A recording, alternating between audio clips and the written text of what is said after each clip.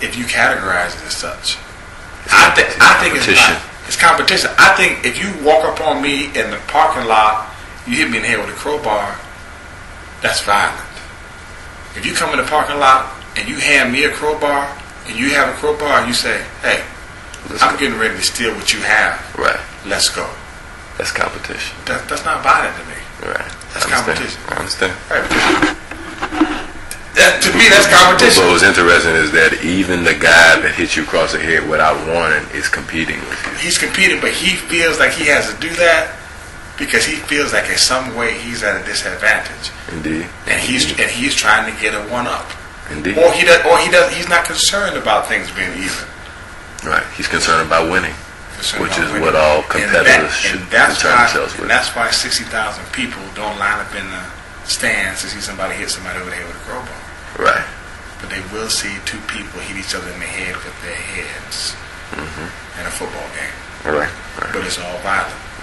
Because people, it's all violence, all competition. People in their internally do want to see. They do want fair competition. People enjoy. They want fair. But they also want to. They also deep down. I don't care what anybody says, and I've been in the arena before. People want to see people get hurt. But they don't want to see anybody get hurt really bad. And nobody wants to see anybody get paralyzed. And sometimes deep down, I don't think it's not a matter of them wanting or not wanting that. It's a matter of them not thinking they should want that. Right, because people do want to see people get messed up. They do. They want to see it, and then they hope they can hit a rewind button and erase it all. But they do want to see it. They want to see it. The only reason why they even hesitate is because they don't want societal norms. They don't want anybody that's okay. They don't want anybody to think that they crazy. That they think it's okay. That they off. Right. So here we go back. We go back to your artwork. We go back to the work. Right. Some people don't want to see it as being. They don't want to say that they like it because they think somebody would think that they're off. And it's okay because everybody is. In some form or fashion. Right. We all exist in the same pool of sanity, if you will, in varying degrees. And some, you've heard the old saying that the insane are truly aware. That's why they're insane, because they're aware of things that other people aren't willing to either look at or just not aware of. So that's another discussion of itself. In and of itself. Right. But the point being that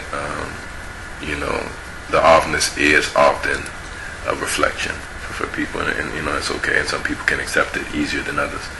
But I tell people all the time, like I said, the things you see in my work are part of what we deal with every day. I'm just I'm giving it to you in a very explicit and direct way. Very explicit and direct, and so. All right, let me do this with you. We're going to do what's called wordplay. I'm going to mention one word, and you mention the first thing that comes to your mind. Art. Fire.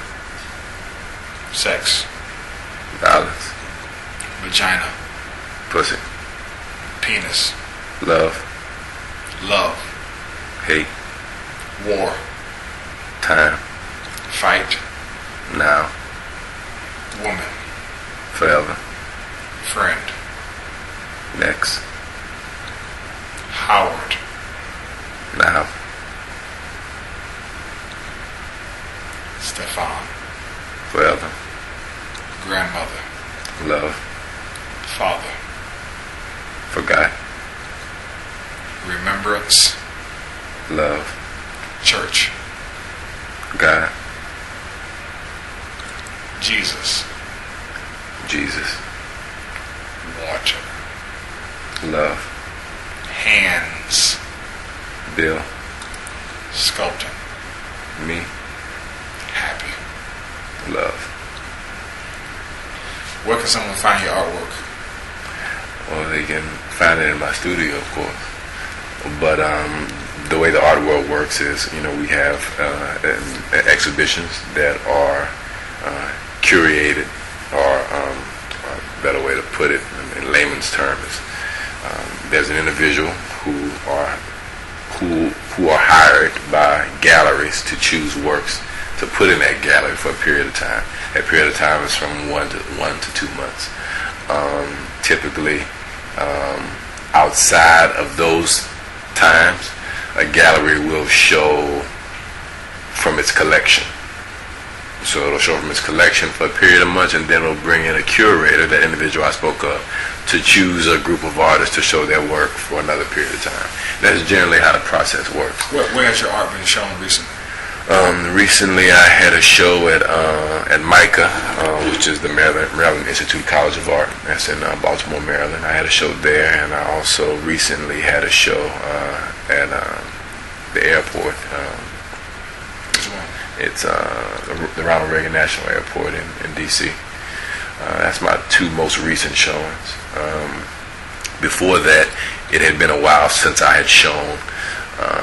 I've been experimenting, if you will, with the idea of what art is and what art isn't, and looking to understand art at its base. And while still doing the things, that drive me, but also doing some self-analysis, analysis of the craft and what it means today and what it meant yesterday. And so that's what I've been doing for a number of years before I decided to jump back into really following my passions in that, the sculpture and the different renderings and different things that I do. I just felt it was necessary to understand things on a bigger level, and just so I'm clear on what that is, because I know I'm speaking in circles. There was a time when art was propaganda, art was marketing, art was the tool of the monarch or the aristocracy to put forth whatever their vision of what the community or society should be.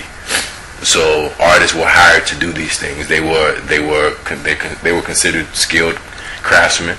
Artisans. Right, they were artisans, and their purpose was to do this, just like some other person's purpose was to cook or to dig a ditch or to fight, whatever the case may be. And everybody had their position.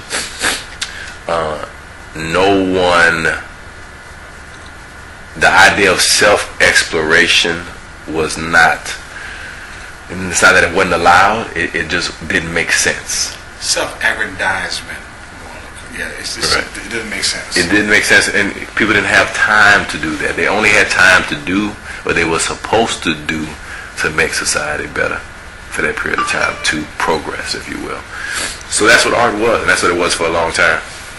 And it eventually developed into what we have now, which is basically self-indulgence, and individual self-indulgence is considered a luxury good for the rich, and that's what art has become, which is okay, because it had to evolve. It had to break away, and it broke away because something else started to replace it. I mean, and that's a long discussion to get into, and I'll get into it more later. But so the basis of all this, in terms of what I've been doing for the past number of years, is I wanted to involve myself in what is today's marketing and propaganda, which was yesteryear's art, as a way of understanding that process of where art really came from.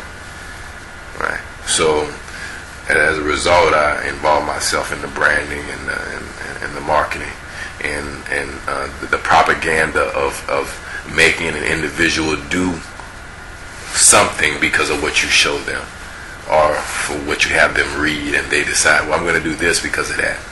Because that's what art was. That's where it came from. It came from that. That was the basis of what art was all about for a very, very long time. The only time before that it wasn't that is literally the cavemen, if you will. Right? And not to get real specific, but just to let's keep it general. Cavemen, they would draw paintings on the walls.